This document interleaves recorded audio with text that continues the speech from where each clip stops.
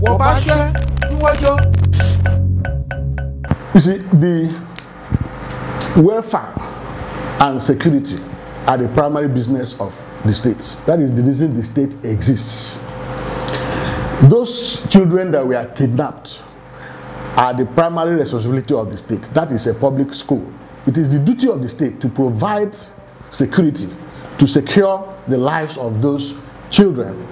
What is the business of the parents? The parents are not living there with them. They pay the fees, which include the funds needed to provide all these services in the need, including security. So it is the business of the state to ensure that those students are secure, that the environment is secured enough so that the life of those children will not continue to be in danger. Because what will happen is that if it gets to a point where it becomes evident that the state cannot guarantee the safety of those children, what will happen? Parents will withdraw their kids and there will be no school. Because I said elsewhere that if the state cannot secure that place, then they should relocate the school. But people say yes, that those such schools are meant to develop, to provide development. But we can't sacrifice the safety of our children on the altar of development. If parents withdraw their students and there are no students, there won't be any school, and so the whole question about development will not be there. So basically,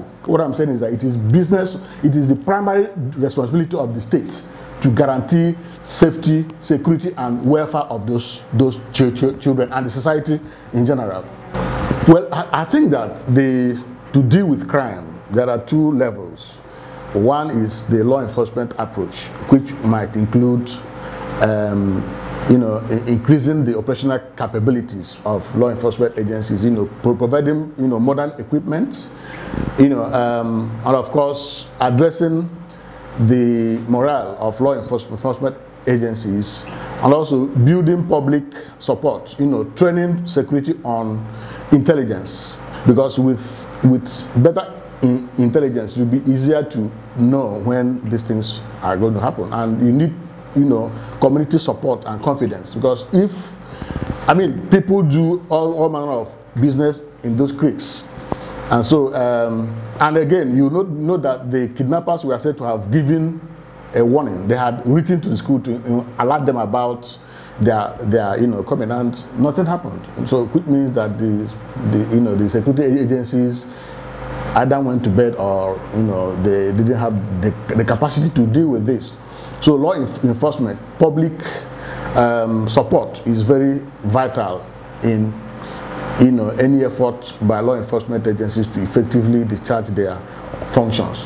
But again, beyond that, there's needs also to address the socio-economic roots cause of crime. Because why do people go into crime? I saw that during the so-called Democracy Day, the acting president read out achievements of this current government, talking about how many young people have been, provided with jobs, how the efforts they have made to boost the economy and, reduce poverty. But in spite of all that, we see that unemployment is still at, the rate of unemployment is still very high. The rate of, poverty is still very high. A lot of people are, young people are put under pressure because they have no jobs, they cannot, feed, and so these are the social conditions that predispose people to go into crime. So unless government addresses these root cause,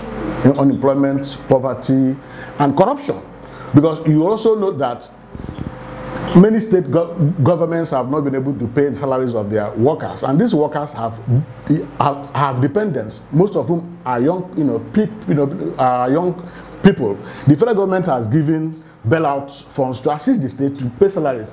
What do these governors do? They pocket the money and nothing happens, and so they leave people hungry, poor, and unemployed, and so crime continues to rise. So even if law enforcement is, enhanced, even if we provide all the equipment in the world, provide all the morale that the security agencies need, but if the root cause of crime is not addressed, there will be crime will continue. So I think it's more fundamental to address the socio-economic root cause of crime. So for me, it's both addressing law enforcement and also the social factors that trigger crime.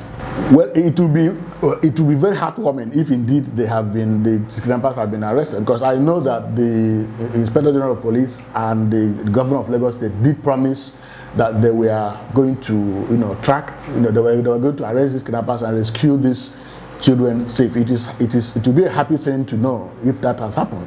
And of course, I know that in the recent time, the Nigerian police have acquired some equipment that enables them to track kidnappers, so that if they are making call at from a certain location, that equipment enables them to track the source of that, and they have been able to, in one or two occasions, be able to track and actually arrest kidnappers. So what that shows is that with modern operational facilities, with enhanced operational capabilities, it is possible for the police to track and trace